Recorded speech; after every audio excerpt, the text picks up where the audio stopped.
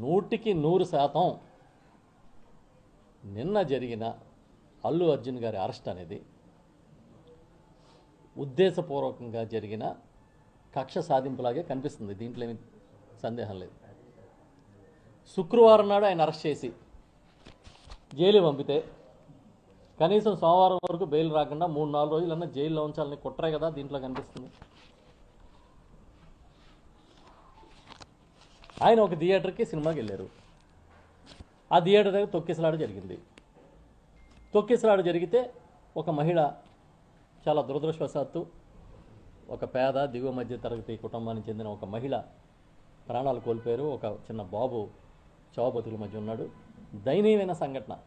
ఏ ఒక్కరైనా ఖండించాల్సిందే. దీంట్లో అసలు సెకండ్ థాట్ లేదు. కానీ ఆ సంఘటనకి బాధ్యుడు ఒక అల్లు అర్జున్ గారేనా?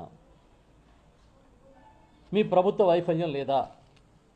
మీ పోలీసు వైఫల్యం లేదా? పెద్ద ఎత్తున జనం గుమికూడిన దగ్గర మీరెందుకు నియంత్రించలేకపోయారు?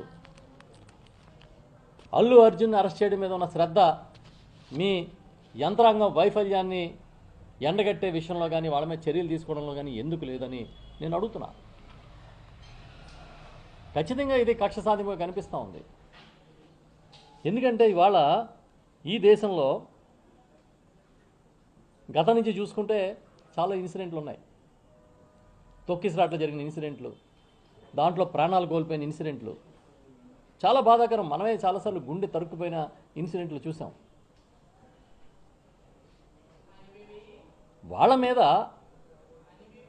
ఇదే విధంగా అరెస్టులు చేసుంటే ఓకే, ఇది నిజం కాబోలు, ఇదే చట్టమేమో అనుకోవచ్చు. కానీ తొక్కిసలాట మరణాలు జరిగితే ఆంధ్రప్రదేశ్లో ఒక చట్టం, తెలంగాణలో ఒక చట్టం అమలవుతుంటుంది.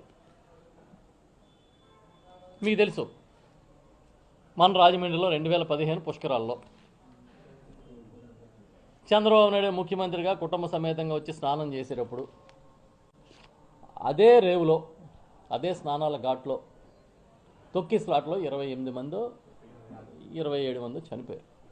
27 మంది, ఒక 22 మంది తీవ్రంగా గాయపడ్డారు. కనీసం తప్పు జరిగింది నా వల్ల అనే పశ్చాత్తాపాన్ని కూడా ఆ రోజు ముఖ్యమంత్రిగా ఉన్న చంద్రబాబు